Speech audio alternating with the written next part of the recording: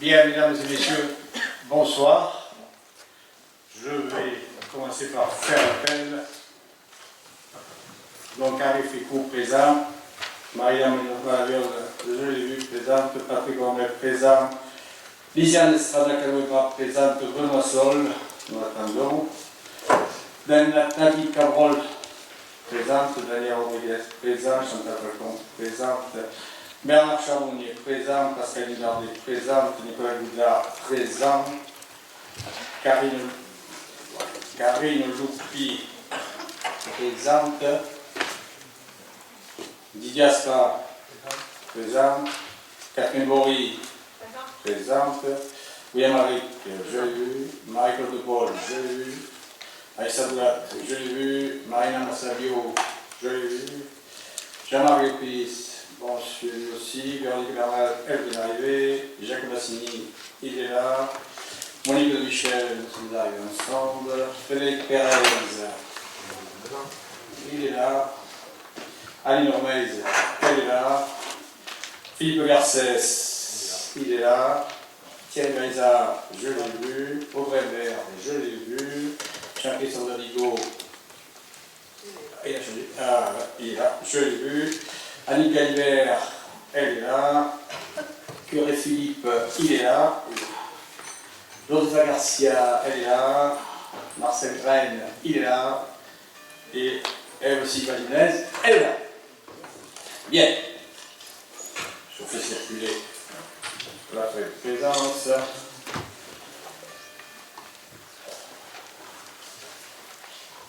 Bien, à la demande donc de M. Graine, je vous propose, si vous le souhaitez, et si vous êtes d'accord, donc, d'ajouter la question qui est posée sur votre table concernant le patrimoine communal, l'attribution de l'indemnité de gardiennage à l'église de Metz. Est-ce que vous êtes d'accord? Est-ce qu'il y a des opposants? Non? Bon, M. Graine, on ne l'avait pas proposé encore. Donc, vous voulez qu'on la propose, on la propose, je suis entièrement d'accord, puisque nous n'avions pas reçu encore la circulaire ministérielle qui nous donne le montant de la subvention annuelle. C'est vrai qu'on l'avait pas passé. Mais bon, si jamais pour 2020 la subvention serait supérieure, et bon, on le votera. Je ne sais pas si on le votera, on votera le complément, je ne sais rien, je ne sais pas, mais voilà, bon. Si elle est en dessous, tant pis. Oui, absolument. Non, vous savez, je regarde toujours dans quel délai on doit ensuite verser je dirais, les sommes, et là, on était au moins à la date butoir. On était à la année, oui, vous avez raison. Mais comme on n'a pas reçu de note ministérielle. Eh bien, moi, la 2020 n'a pas été promulguée. Pour le moment, on s'appuie sur celle de 2019. Si tout le monde est d'accord, moi je suis d'accord. C'est que on n'a pas voulu le faire. On pensait le faire au prochain conseil municipal avant la fin de l'année. Tapis, si, mais bon, là, vous le voulez, on le fait, il n'y a pas de souci. Donc, on la fera en dernier. Hein, oui, absolument. Mais je suis vigilant, c'est tout. Ok. Oui, le secrétaire de séance, que je n'ai pas. Non, c'est qui vient d'arriver. Ah, mais tiens, chacun va le tiens, face moi. Tu es d'accord? Allez, ok. L'ordre du jour, donc, vous l'avez sous les yeux. Il y a 30 questions, donc il y aura 31 avec la question que nous venons d'ajouter. Le point numéro 3, pardon?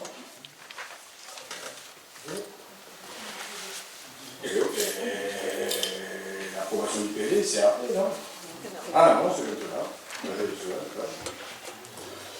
L'approbation du PV, oui, ma secrétaire me rappelle à l'ordre, elle a raison. L'approbation du PV du conseil municipal numéro 3 du 23 septembre. Y a-t-il des questions, des observations ou des oppositions? Monsieur Maïza, je vous en prie, allez-y.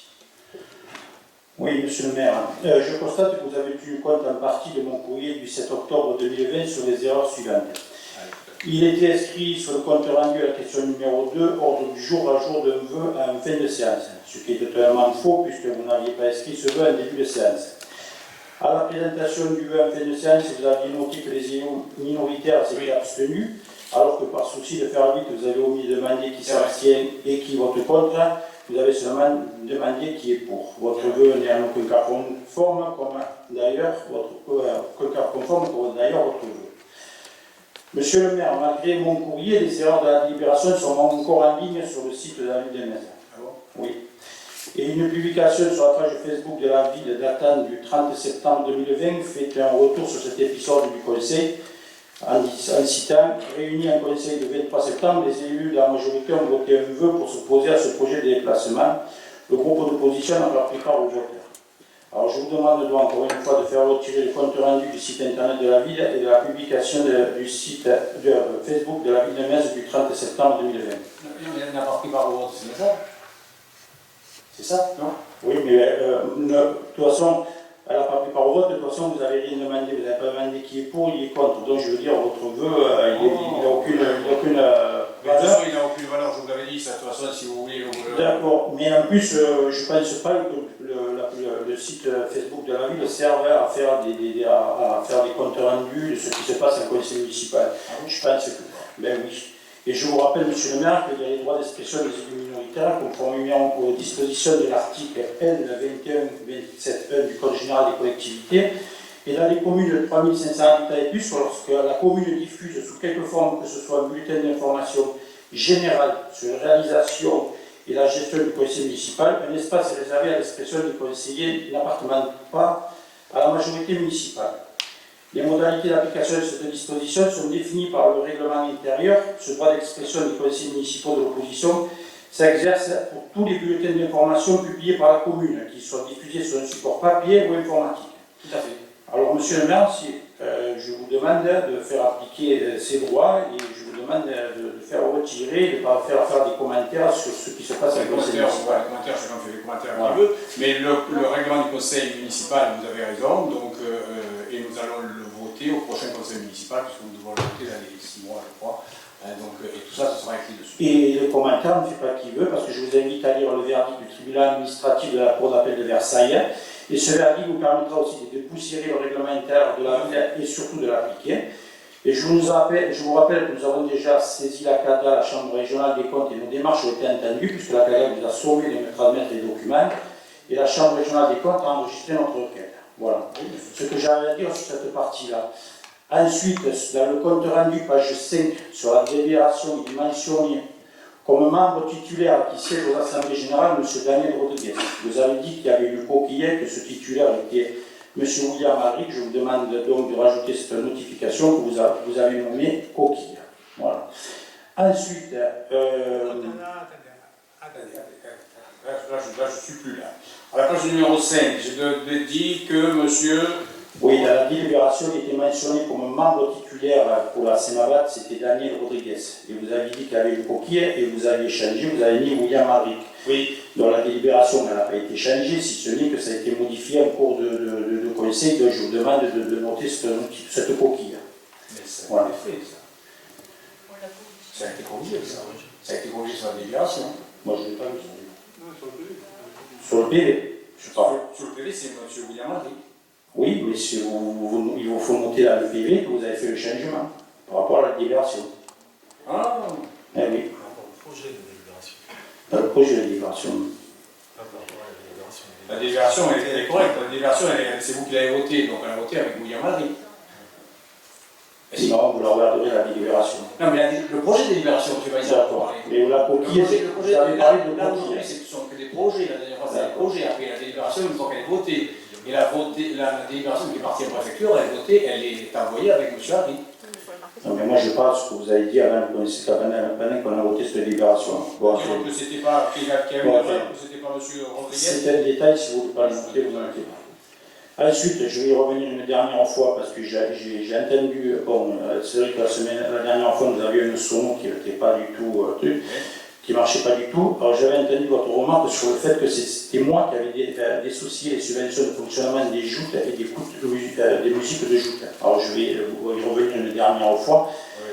Alors je vais vous rappeler, monsieur le maire, que cette démarche, ce n'est pas de moi.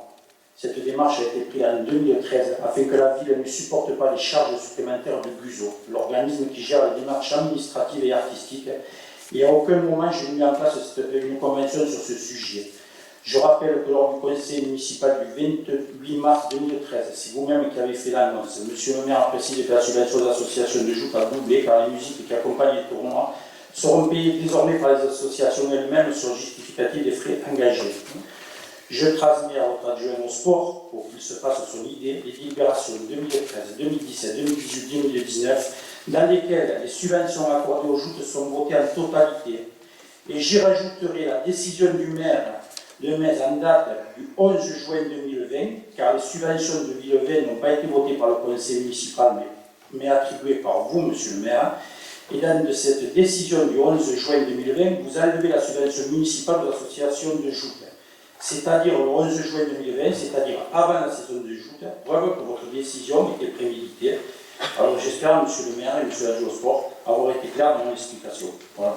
Donc, monsieur Sol, je vous laisse, je vous transmettrai en fin de conseil les documents ici même. Bien. Je vous en remercie. Derrière. Autre point, monsieur Vincent. Non, Alors je mets au voix qui est pour madame le maire. Oui, allez-y. Monsieur le maire. Monsieur le maire, chers collègues, alors moi deux petits points. Premièrement, il manque le moment où vous m'informez de ma convocation à la gendarmerie. Comme je tiens à dire, à ce jour, je n'ai toujours pas été convoquée, mais... Non plus. Ah oui. Moi non plus. Eh bien, ça, je m'en fiche, moi, je ne vous ai pas dit. Mais on devait être convoqués tous les deux, on devait être convoqués tous les deux, on n'est pas convoqués. Qu'est-ce que vous voulez que je vous dise? Voilà, la gendarmerie Non, mais m'appelle, bon, mais on moi, va je vous suis pas au convoquer. courant, en tout cas. Hein, donc, Moi, je comprends parce c'est que pas sur la moi, délibération, moi, vous m'avez averti par informé. téléphone, et pour le moment, je n'ai pas été convoqué, moi non. Mais peu importe, vous. Mais voilà. J'ai Comme obligé je dis de dans pas le être conseil convoqué. que je vais être convoquée, eh bien non. Voilà. Mais Je voilà. tiens à dire que non. Et ensuite, sur la question diverse, vous m'avez attaqué injustement M. Charbonnier, M. Rombel et vous-même sur le déplacement du service territorial des solidarités. Vous avez présenté un vœu en fin de séance sans information au préalable. Donc, je tenais à porter à connaissance l'aide du président du département en réponse à votre courrier du 30 juillet, preuve que vous connaissiez et que vous ne découvriez pas l'affaire ce jour-là. Donc je tenais à la lire et puis je la mettrai à disposition de tous les conseillers municipaux, par le biais peut-être de votre secrétaire, s'ils le veulent, je les ai à disposition ici. Donc c'est un courrier du président maire Henri Fripou. Par courrier du 30 juillet dernier, vous me demandez d'annuler le déplacement du service territorial des solidarités Metz-Gijan sur la commune de Loupian. Vous faites état des problèmes de la population de Metz rencontrés avant ce transfert du service départemental. Vous rappelez également le positionnement stratégique des locaux auxquels repérés depuis de nombreuses années par vos administrés et par les professionnels de santé, idéalement situés en centre-ville. Je tiens à vous rappeler les difficultés que nous avons rencontrées lors de la réorganisation de la Direction générale adjointe des solidarités départementales pour étendre à titre provisoire nos locaux actuels de Metz.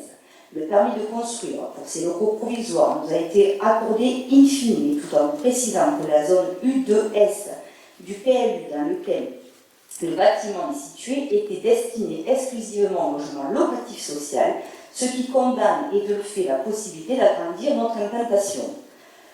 Pouvoir étendre et moderniser nos locaux de Metz était notre vœu depuis des années. Ainsi, dès 2010, le directeur général des services du département avait mis un avis favorable à la modification du PLU de votre commune, sous réserve que le département puisse procéder sur son propre foncier à la construction et extension des bâtiments publics. Vous n'avez pas souhaité donner suite favorable à ce souhait et une construction d'une extension n'est toujours pas possible en 2020. Notre nouvelle implantation de Loupian, en très haute qualité environnementale, offrira d'excellentes conditions de travail pour les agents départementaux et l'accueil pour le public de l'ensemble du nord du bassin de Thau. En outre, le regroupement des services de l'agence technique Thau Plein Héros, basé aujourd'hui à Pézenas, du centre d'exploitation routier de Metz et de la STS de Metz-Gijan, permettra de mutualiser des locaux. Cette réorientation des implantations départementales est un choix délibéré du département au bénéfice de l'ensemble de nos concitoyens révoltés. La proximité restant bien entendu la première préoccupation, en particulier s'agissant des services en charge des solidarités départementales. C'est pourquoi nous proposons aux communes qui le souhaitent de mettre en place des permanences sociales. C'est ce que nous faisons déjà dans de nombreuses communes qui pour cela nous mettent gracieusement des locaux à disposition. Pour finir, ce service de proximité pourra bien être mis en place à Metz dès l'ouverture de notre nouvelle implantation de Loupian en 2023, dans les locaux d'accueil que vous pourrez nous proposer. J'ai d'ailleurs bien noté que vous avez envisagé de créer une maison communale des solidarités dans les 6 prochaines années et d'y réserver une place prépondérante pour les services sociaux du département.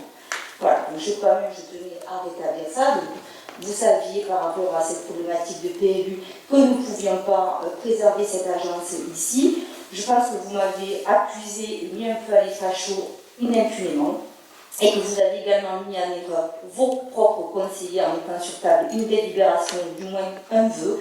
Ils y ont voté, c'est normal, c'est votre équipe, ils vous font confiance, mais je trouve ça quand même un peu grave quand même, hein, d'avoir proposé ça et de ne pas en avoir discuté ni avant avec eux, ni avant avec moi, et de m'avoir comme ça traité et maltraité par un conseil municipal.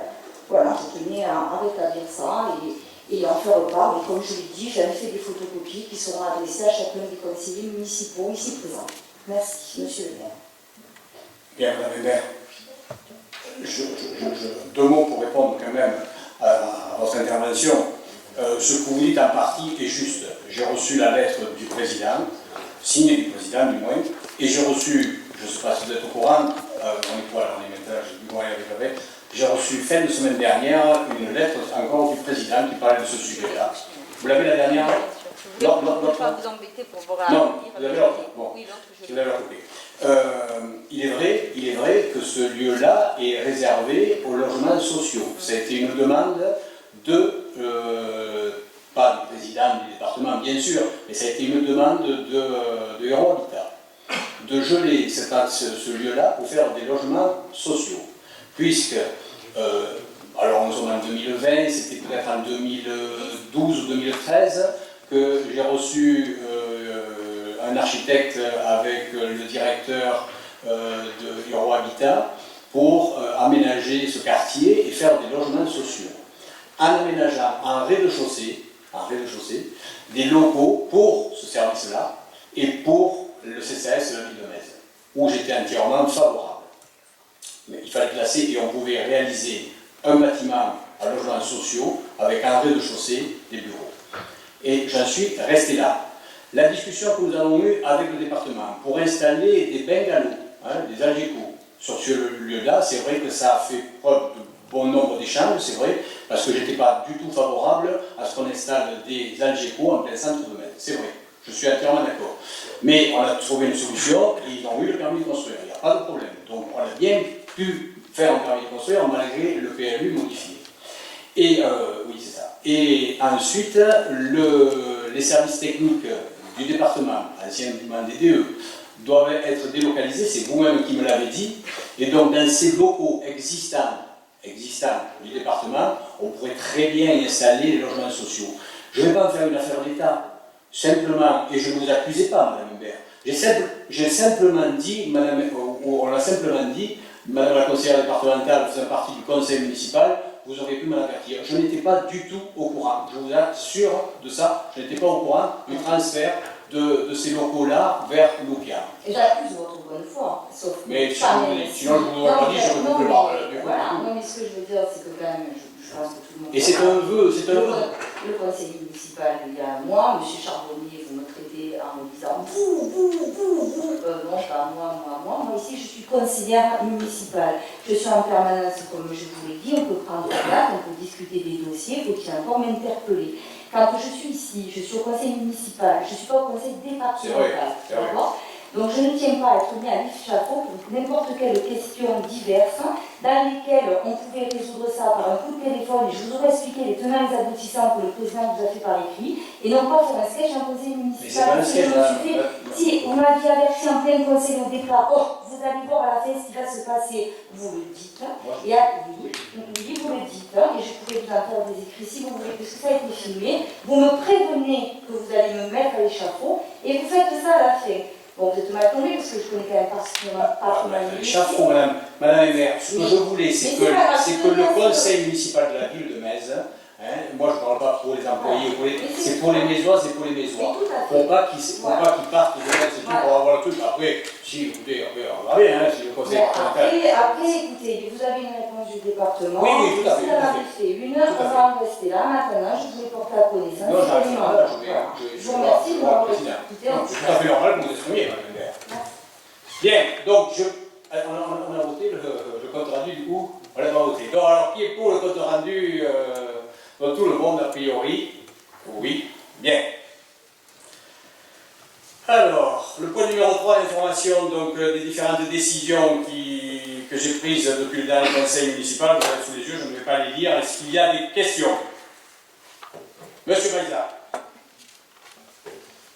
Oui, monsieur le maire. Alors que nous mettons en place une plateforme pour le commerce local, ce qui est une bonne chose, je suis réservé sur les marchés et les travaux de nos entreprises locales. Je vois la nouvelle salle du Camp Hôtel où aucune entreprise locale ne travaille.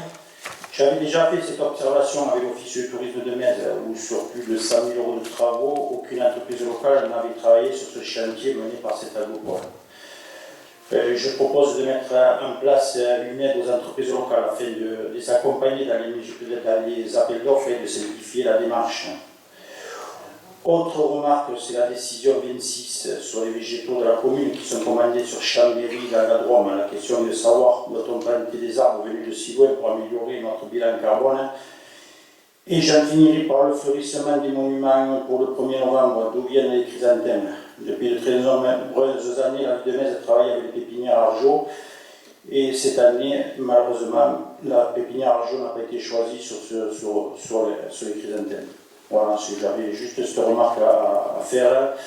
Et je trouve dommage qu'en plus, dans cette période qui dure aussi bien pour le commerce local, pour les entreprises, pour les artisans, qu'on ne puisse pas mettre en avant, surtout que le relevé des seuils sur les marchés est passé de 25 000 à 40 000 €. Et donc cet assouplissement doit faciliter l'attribution des marchés pour les PME et TPE. Oui, mais il faut quand même que je fasse des appels d'offres et puis il faut que je prenne le moins disant, sinon je me fais retoquer par la Chambre régionale des comptes, d'habitude, monsieur le président, parce que vous les contactez assez souvent. Donc je ne dois faire n'importe quoi. Si lorsqu'on peut le faire, on le fait bien sûr avec plaisir. Mais lorsqu'on ne peut pas, et lorsqu'on se fait critiquer, par exemple le marché public de vous parler, vous avez commencé par le Camp Hôtel, c'est d'un montant de 180 000 €, donc il y a un marché.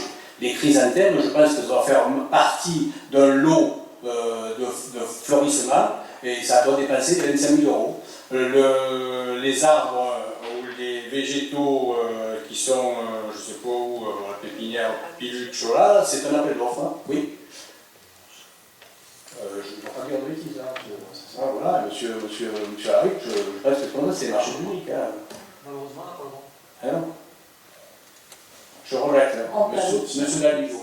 Oui, il ne s'agit pas de favoriser au sens favoriser Oui, une c'est entreprise ça. par rapport à une autre. À une époque, monsieur Daligo, ça se faisait bien. Il s'agit, monsieur le maire, de prendre en compte que pour répondre à des appels d'offres, c'est un vrai casse-tête C'est vrai. pour les entreprises. Mais monsieur Daligo, Je peux monsieur finir Daligo, ouais, oui. Oui. Il s'agit simplement vous avez une cellule marché public, Oui. il y en a un peu partout maintenant. Donc cette cellule marché public, elle peut très bien faire des sessions de formation auprès des entrepreneurs locaux, pas pour un marché particulier, tout simplement pour leur montrer comment on répond correctement à des marchés, parce que les entrepreneurs ont autre chose à faire que de répondre à des marchés où ils ne sont jamais pris en plus. Donc ils se découragent, ils ne répondent même pas. Moi j'ai vécu ça, c'est pas compliqué de faire une session où on prend tous les référents qui ont eu un marché ou qui n'ont pas eu un marché mais qui travaillent avec la mairie, et on leur propose une journée de formation pour leur expliquer comment ça se passe. Tout simplement ça. Il ne s'agit pas de dire ça sera un tel qui sera pris au lieu d'un autre. En dehors de l'appel d'offres. Hein? Oui, oui. Sur la commande publique. Non, mais La commande publique, à partir de 1 €, c'est un marché. On est bien d'accord. Oui. Donc, il s'agit de favoriser l'accès à la commande publique, c'est tout. Bien, on peut prendre ça en considération, monsieur Alric. Normalement, c'est les CCI qui font ça. Donc il faudra se rapprocher de la CCI, on leur fera une demande pour voir s'ils peuvent mettre en place ce net. Bon, monsieur Alric, regardez ça, Emmanuel Falcon, comment on peut faire. Mais bon, après, il faut voir si les gens sont volontaires pour le faire. Mais après, ça ne résout pas le problème des seuils et le problème du montant. Monsieur le maire, quand vous regardez le Camp Hôtel, il a été quand même fait en plusieurs tranches. Non, il n'est pas fait oui, mais le saucissonnage, M. Baïza, à une époque peut-être on pouvait le faire, mais là maintenant on ne le fait plus. On ne fait plus le saucissonnage, donc c'est le montant de l'opération. Voilà, comme ça. Bien. Allez, le point numéro 4, donc. J'ai une question pour Je vous en prie, monsieur le curé. sur la décision numéro 23. Attendez, je reprends sur la décision 23. Sur les tarifs publics. Spectacle culturel. La fixation des tarifs des spectacles culturels. Là, j'avais une question. Oui. C'est-à-dire qu'il y a 9 spectacles prévus dans la programmation culturelle de Metz. Oui. Et il y en a 5 qui sont à l'extérieur. Oui. Au Théâtre de Montpellier, au Théâtre de Sète et au Théâtre de Pézenas. Je voudrais savoir comment les tarifs au Théâtre Molière de Sète, notamment, et à Pézenas sont négociés. Bon, franchement, là, moi, personnellement, je ne peux pas vous répondre. Madame Carole. Ils sont négociés entre le service culturel, la directrice du service culturel et le théâtre de Saint-Denis.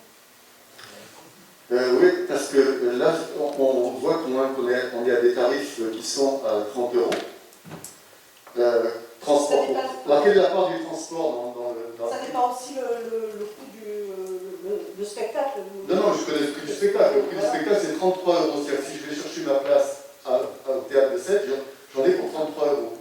Si je vais avec le service culturel de Metz, j'en ai pour 30 €.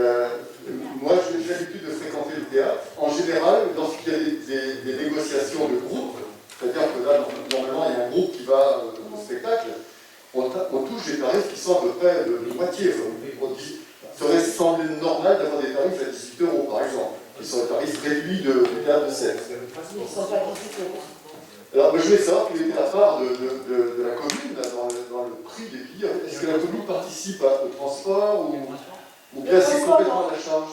Non. Sur le théâtre Molière, le transport est pris en charge par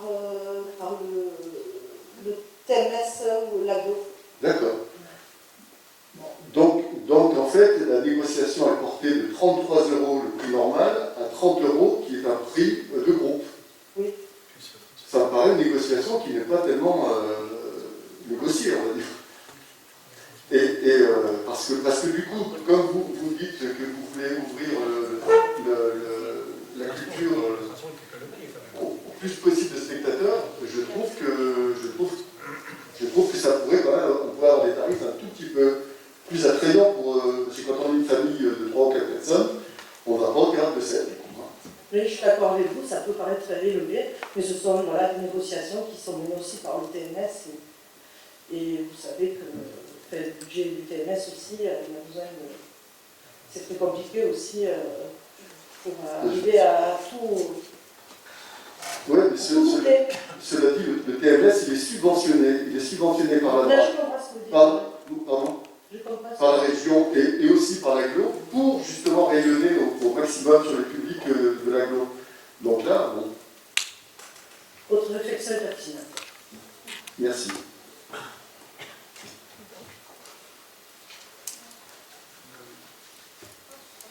D'autres décisions?